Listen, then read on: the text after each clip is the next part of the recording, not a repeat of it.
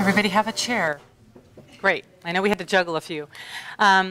Anyway, you have probably noticed that I don't look like Scott Wyman. I don't sound like Scott Wyman, and I'm not Scott Wyman. Unfortunately, Scott became ill over the weekend and could not be here this morning.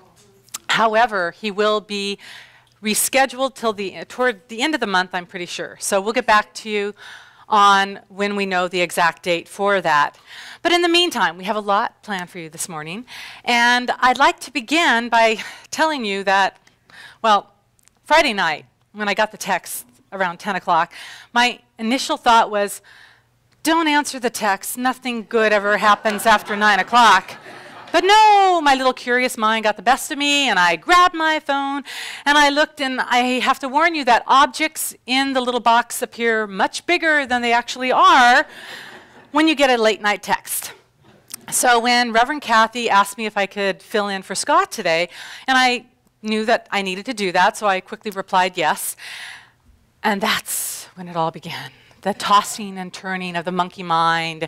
And I tell you, if you've never had that happen all night long, and they don't really subside until like around 6 a.m. when they're totally exhausted and they went back to their little corners. And I started reflecting on the week before. How many of you were here last week when Reverend Kathy gave her talk?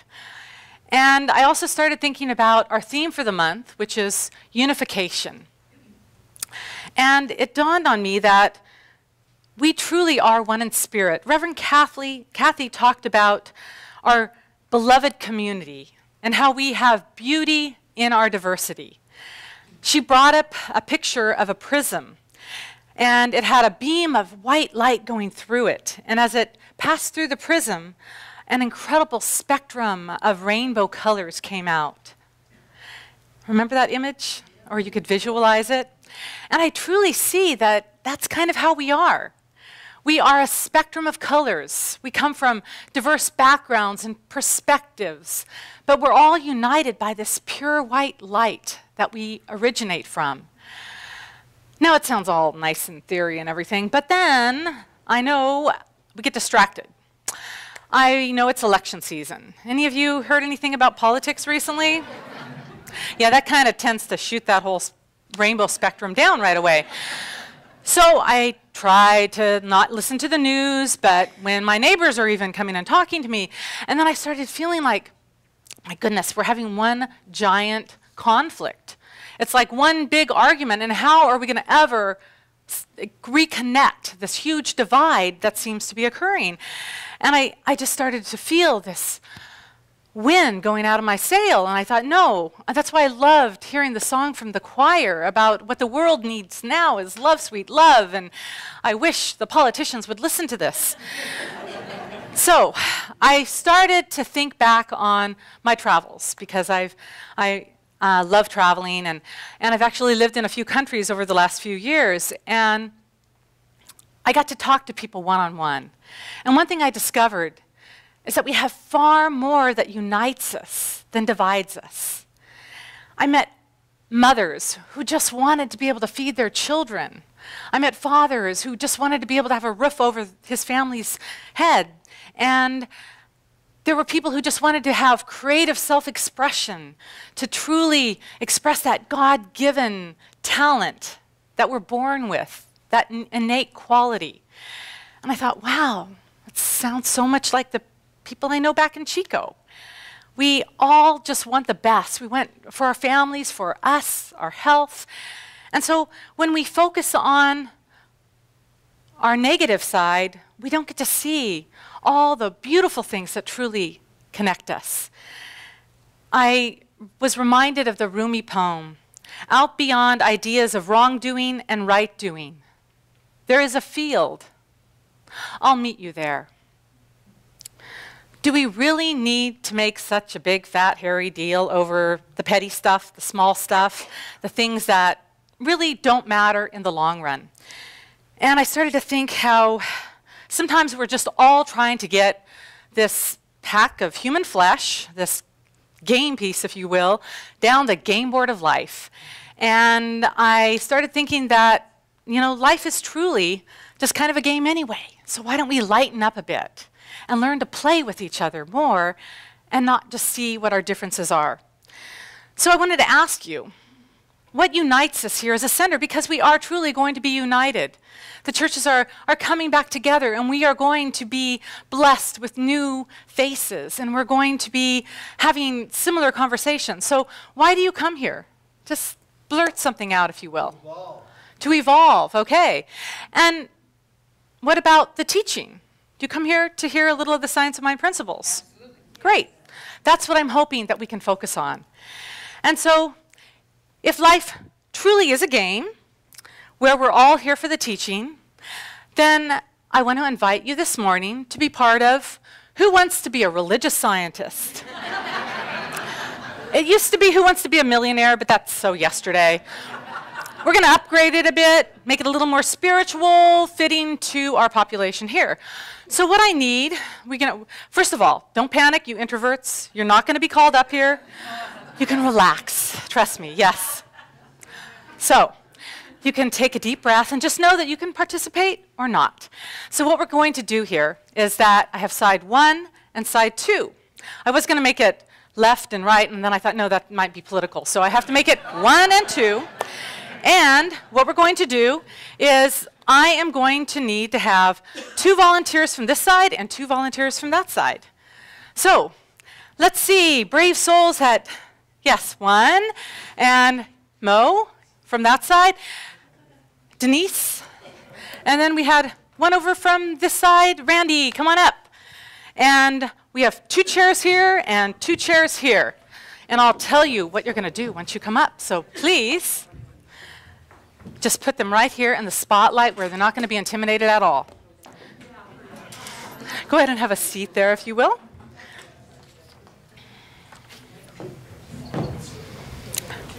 Thank you. That's why I didn't want you stealing my chairs earlier. Okay, now, this is the microphone that I'm going to hold for them. And we just need one more. Great. Thank you so much, staff people. She's been so supportive. Okay, now, what we're going to do, a little bit about the rules. First of all, there's rules to life. Hello. So, I know you're drowsy, but now, the rules are pretty simple. What we're going to do is where are the rules? Oh, here they are. So, it's not like Who Wants to Be a Millionaire where you get a multiple choice question. You have to come up with the answer. Now, you can't phone a friend because we turn the phones off, but you can consult with your team members. So what you guys are side 2? And I have a wonderful man who has offered to keep score. Not that we're competitive or anything. So, John, what we're going to have happen is if they get the right answer to basic religious science questions, they will hear a happy-sounding little ding, and John will record their point. However, if they don't get a very good answer, that signifies that. Hopefully you won't have to hear that at all, because there is room for interpretation with this. We don't have answers set in stone. So, ladies, are you ready? Okay, let me get the questions. And you can, yes, that's the other thing. You can refer to the audience and say, call a friend or just call out to your side. And so side 1 and 2, the first question, by raising your hand, and then I will bring the microphone to the person that I call on. The first question is, who is Ernest Holmes? Yes? The founder of the religious science. Everybody agree? Yes. We have 1 point for side 1. Good. See how simple it can be? Second, I know. Number 2, how many gods do we believe in? Mo. 1. Are you sure? I'm sure. Okay, good. Yeah. Forgot about that line. Thank you. Yes, we're all connected and we're all gods, so that's a lot. Ooh, we got a cheering team back here.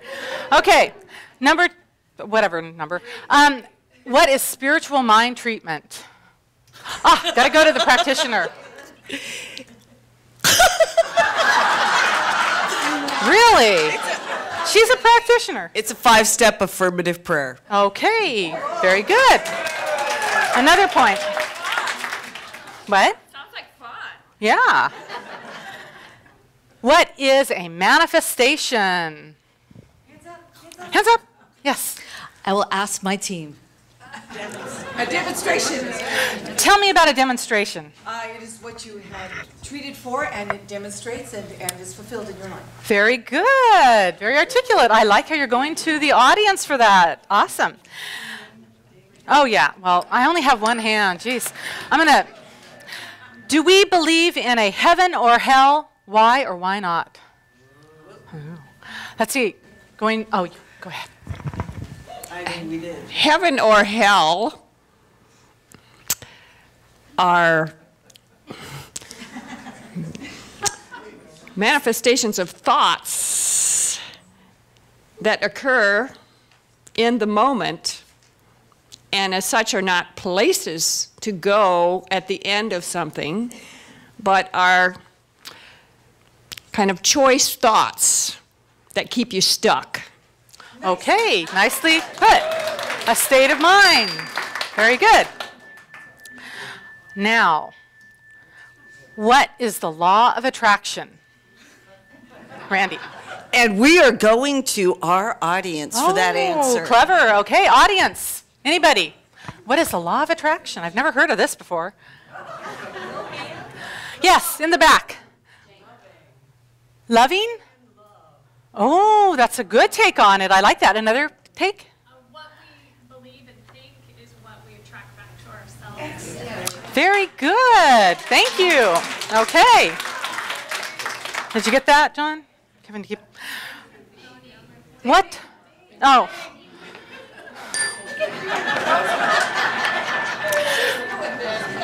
Well, it's hard to hold this and ding at the same time. I'm sorry. What does it mean to be open at the top? Yes. Open to new ideas and new expression that will filter through my thoughts and feelings and emotions and enrich my life and those around me. Very good. Yes, open at the top. And Ernest Holmes always believed that we needed to be open to new ideas and to new things that we would discover along the way, new advancements, which we have.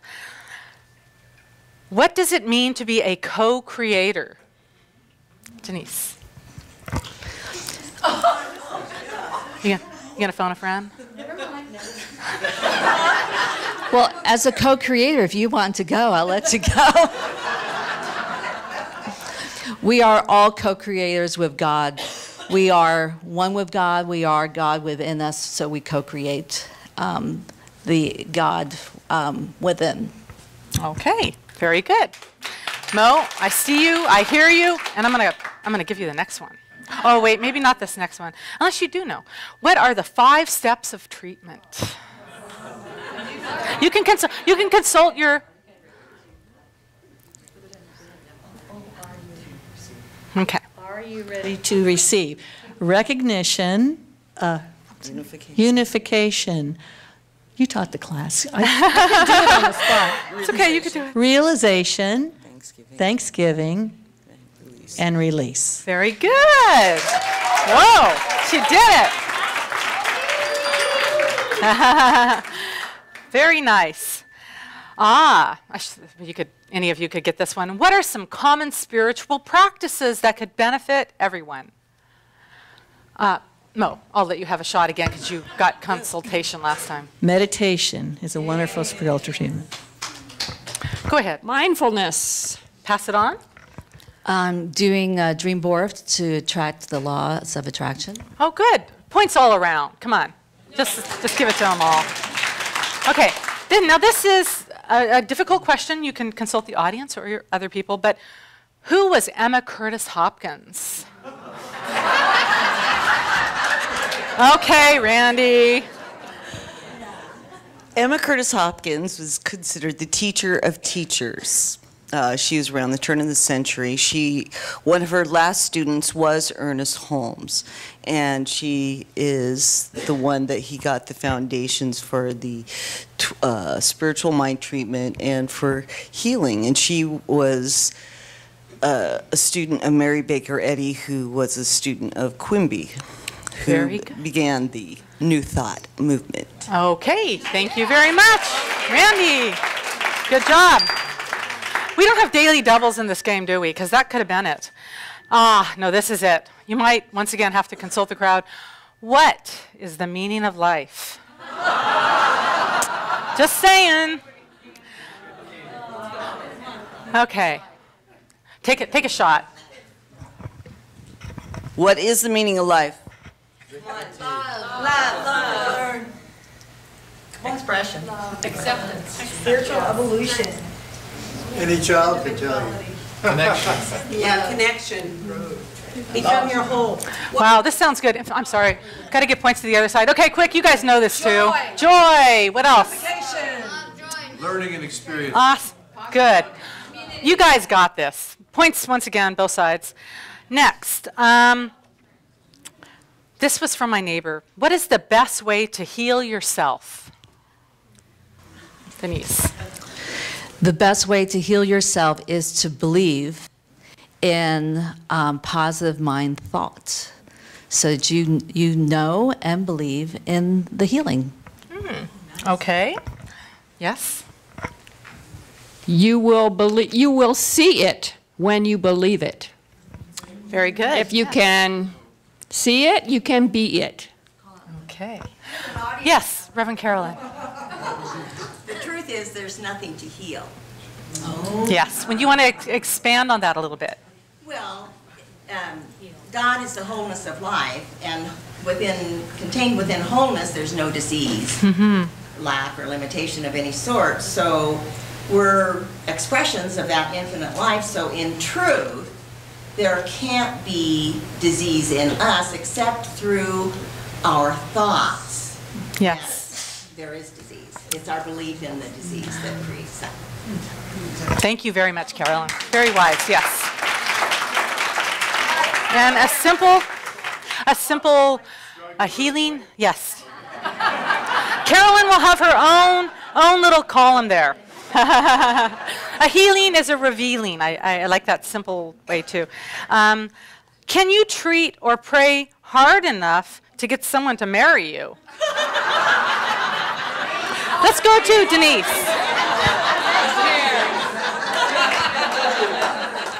Absolutely. No, it's just, that was just a joke. You just be you just be love. You be what you want to have in a partner, and you will attract that partner naturally. That sounds great. Yes, thank you. Give her the point.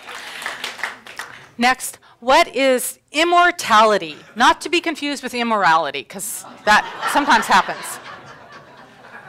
Immortality.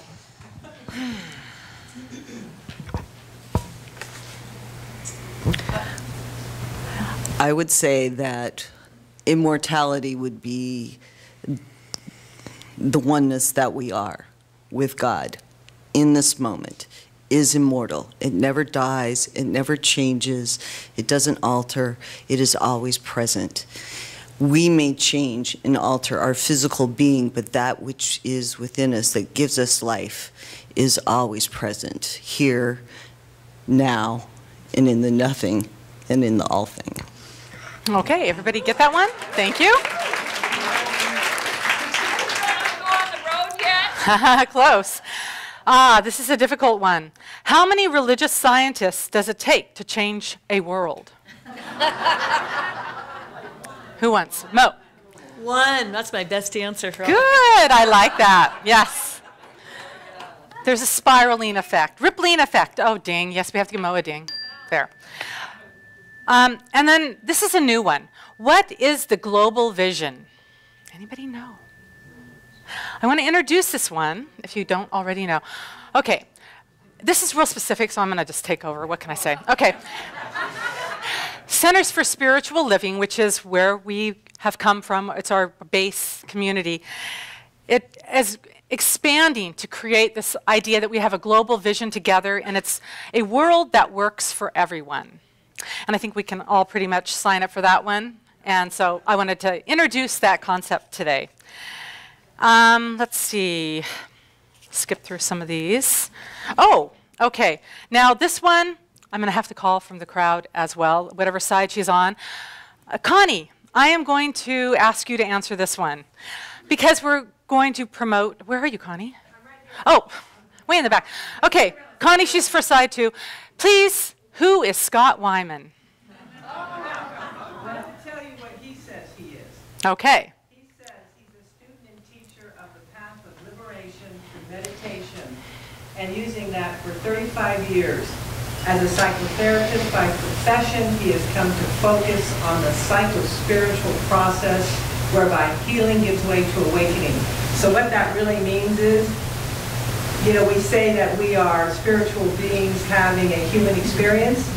His psychotherapy embraces the human side, and his spiritualism embraces the other side, and he really is a bridge between the two. And I've taken 5 classes from him. I miss that he's not here today, but he will be back, and so he has a great gift to offer. Yes, thank you. I wanted to make sure he got his fair representation so that people will sign up for his classes as well. Okay, let's see. I think that's all we probably... Oh, wait, one last one on what is unification? The theme for the month. Mo. Well, I can ask my team too, but unification would be bringing it all together into the one. Knowing the one. Knowing the one. Knowing the one. All right. The oneness of all. Thank you very much. Okay, I'm going to ask for a tally right now because it's that time. Neither. You are neutral. You're an impartial. You're a good practitioner, okay? Side 2 has 10, and side 1, 8. Oh, so close. Let's give everybody a hand. Wait, stay up here. I have something for you guys because you have all been these little 2 rings of light. You could put, yes, you could put them on however you choose. And let's give them a big hand, and we're all winners here. Thank you. Oops. Oopsie. Now, we can't end without having one more game show because how many of you, it's a really, really important game show, perhaps more so than this. Who remembers the game in the 50s, Queen for the Day? Okay. I've just heard about it, but just saying. Anyway, we are a non-sexist organization, so not only do we have Queen for the Day, but we have King for the Day. And so I first want to introduce and explain a little bit about Queen for the Day. She is a retired teacher who also authored a book called Games Children Should Play. I don't think this was one of them, though. She is loving, talented, and a wonderful grandmother and great-grandmother, and she's conveniently married to the King for the Day. How cool is that? He has been described as a powerhouse who is strong, quiet, yet are very articulate. He loves science fiction, is non-judgmental, I hear, which is great for me today, and is open at the top. For many years, they love to travel together and see the world and go visit their extended families in various places. And one thing that I heard that really touched me is they are so devoted to each other. They like to make one another shine and are humble while doing so. They are also kind and generous, and most importantly for today, we're recognizing them because they put these beautiful lights, the tube lights that now illuminate our sanctuary. They're responsible for that. So please help me thank Barbara and Bill Herron, please. And we have our Queen for the Day, and Bill. Barry, and would you like to come up now?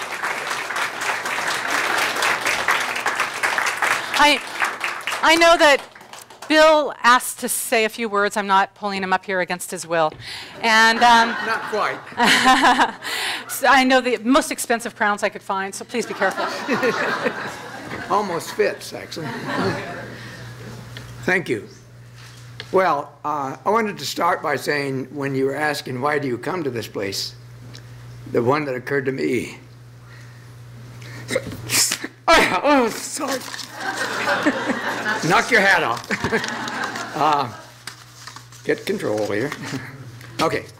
The one that really occurred to me was community. And I say that because we lack it. So, anyway. Breathe, though. Diaphragmatic, right? That makes my stomach stick out.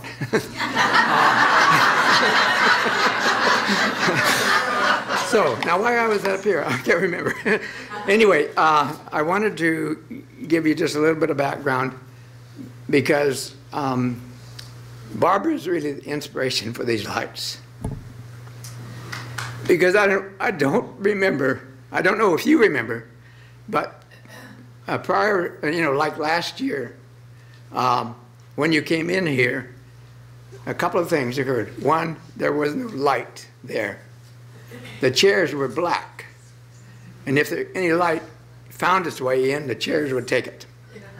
And so, and as Barbara's eyesight deteriorated, it made it harder and harder to navigate in this, I call it a valley of darkness.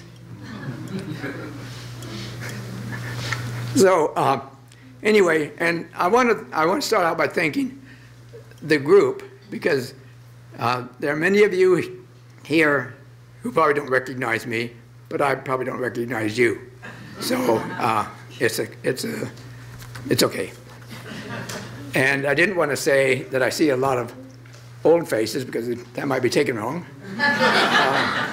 But I do see faces I've seen before, but I see a lot of faces that are not really necessarily new, but they're ones I haven't seen before. So I want to say that the people that I knew before, many people mentioned to me how this place needs light. They said, we need light in the sanctuary. And it occurred to me that a sanctuary without light, and if there are any Republicans, I apologize for this, but I thought of it being incongruent, which is English, by the way, or oxymoronic, which also is English. And if you don't know what they mean, I can just ask me later. But isn't it metaphoric, really, that a sanctuary has light? Because our message is light, is it not? And so when I began discussing this with Reverend Duchess, and she also had this big need for there to be light, as other people did. And so I said, the only way you can really get light in here, you can't make more windows or whatever, is to do what we should do spiritually. Do it the shortest distance from the source to where it needs to be. And what you're calling tunnels, I called solar tubes. And I told her about solar tubes, and we ought to investigate that possibility. And so she got hot on it right away. And so I want to give her tribute and thanks for initiating that and getting that started. And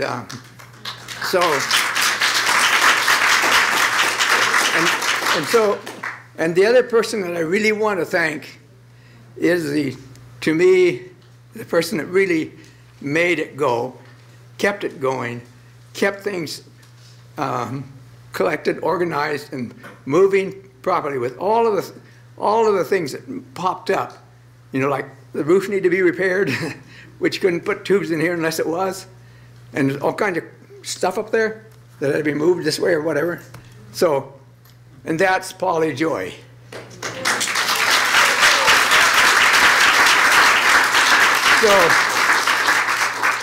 So I would say, well, now Lisa said I had to be really short. So the short message is that I thank Duchess because she made it begin, and I thank Polly because she made it finish. So